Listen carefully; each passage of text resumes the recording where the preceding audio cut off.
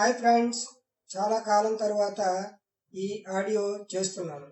Subject గురించి వీడియోలు త్వరలో చేస్తాను. ఇప్పుడు నాకు క్రికెట్ మ్యాచ్లో టాస్ మీద ఆడియో చేయాలనిపించింది. ఎందుకంటే రీసెంట్గా India versus Sri Lanka one day series చూశాను. ఇండియా సిరీస్ ఓడిపోయింది. ఈ సిరీస్లో టాస్ మ్యాచ్ గెలుపు ఓటముల మీద చాలా ప్రభావం చూపించింది అనిపించింది. దాని మూలంగా ఈ వీడియో చేయాలి అనిపించింది. ఇక విషయానికి వెళితే చాలా స్పోర్ట్స్లో టాస్ వేస్తారు. నాకు క్రికెట్, టెన్నిస్, ఫుట్బాల్ స్పోర్ట్స్ని ఫ్రీ టైం దొరికినప్పుడు చూస్తాను. క్రికెట్ మ్యాచ్లో రెండు టీముల మధ్య ఫస్ట్ బ్యాటింగ్ కోరుకోవడం కోసమో బౌలింగ్ కోరుకోవడం కోసమో టాస్ వేస్తారు.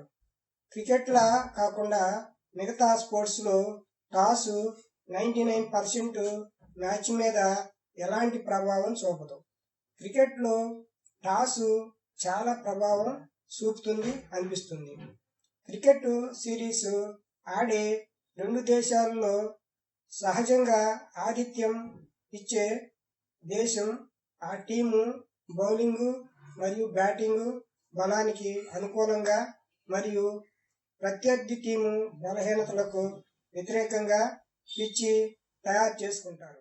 అదే మన ఆసియా ఖండంలో క్రికెట్ ఆడే దేశాలు ఇండియా, శ్రీలంక, బంగ్లాదేశ్, పాకిస్తాన్ సహజంగా స్పిన్కి అనుకూలంగా పిచ్చులు ఉంటాయి.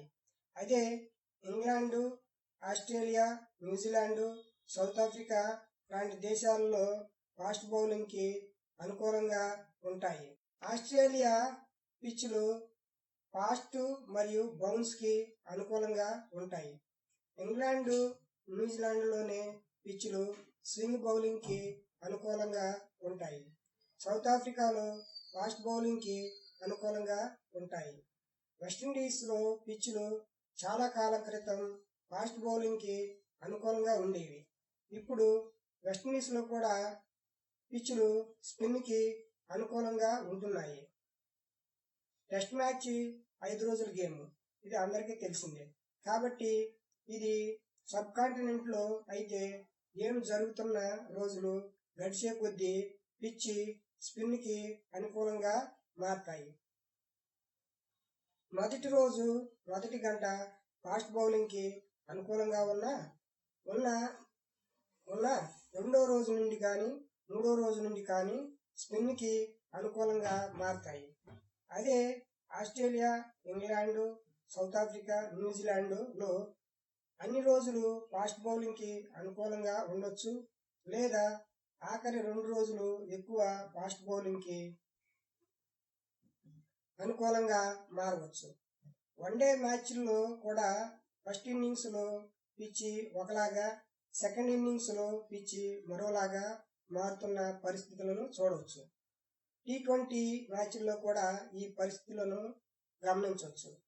ఇక నా అభిప్రాయం ప్రకారం టాస్ అనేది క్రికెట్లో పెద్ద డిబేటబుల్ పాయింట్. ఇక్కడ ఒక ఎగ్జాంపుల్ చెప్తాను. ఏదైనా ఎగ్జామ్ పెడితే అందరికీ ఒకే క్వశ్చన్ పేపర్ ఇస్తాము. ఎగ్జామ్ రాసిన వారిలో ఎవరికి హైయెస్ట్ మార్కులు వస్తాయో వాళ్ళు గ్రేట్ పెర్ఫార్మెన్స్గా అని ఇచ్చారని తెలుస్తుంది. ఇక ఇదే కరెక్ట్ పద్ధతి. కొంతమందికి ఒక సెట్ క్వశ్చన్ పేపరు, మరి కొంతమందికి రెండో సెట్ క్వశ్చన్ పేపరు ఇచ్చి వీటి నుండి ఎవరు బెస్ట్ పెర్ఫార్మెన్స్ ఇచ్చారని సెలెక్ట్ చేయడం అనేది కరెక్ట్ పద్ధతి కాదు. ఇదే విధానము క్రికెట్ మ్యాచ్లో కూడా జరుగుతుంది అనిపిస్తుంది. సహజంగా ఏ దేశమైనా వాళ్ళ టీంకి అనుకూలంగా పిచ్చులు తయారు చేసుకుని అదృష్టం కొద్దీ ఆ సిరీస్లో సగం మ్యాచ్ల్లో కంటే ఎక్కువ మ్యాచ్ల్లో టాసులు గెలిచినా లేదా అన్ని టాసులు గెలిచినా ఆ సిరీస్లో టెస్ట్ మ్యాచ్ సిరీస్ అయినా, వన్డే సిరీస్ అయినా లేదా T20 సిరీస్ అయినా ఆతిథ్య దేశము టీము గెలుచుకుంటుంది. ఇది ఏ విధంగా న్యాయము? ఇది టీం పెర్ఫార్మెన్స్ ని బట్టి గెలిచినట్టు కాదు. కాబట్టి టాస్ మీద నా అభిప్రాయము ఏమిటంటే టాస్ అనే విధానాన్ని చేంజ్ చేయాలి.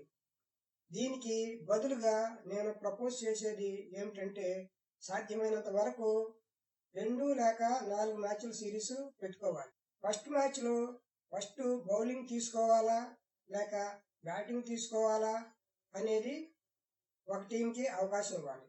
రెండో టీంకి ఆటోమేటిక్గా రెండో మ్యాచ్లో అవకాశం ఇవ్వాలి. ఇక్కడ ఫస్ట్ మ్యాచ్లో అవకాశం ఎవరికి ఇవ్వాలి అనే క్వశ్చన్ వస్తుంది. ఇక చేసేది ఏమీ లేదు, దీనికి టాస్ వేసుకోవడం. ఒకవేళ 3 లేక 5 మ్యాచ్ల సిరీస్ అయితే ఫస్ట్ మ్యాచ్కి ఒక టీంకి, సెకండ్ మ్యాచ్కి రెండో టీంకి బ్యాటింగ్ లేదా బౌలింగ్ కోరుకునే అవకాశం ఇవ్వాలి. ఆ క్రమంలో సమాన అవకాశాలు వస్తాయి, ఒక లాస్ట్ మ్యాచ్ తప్ప.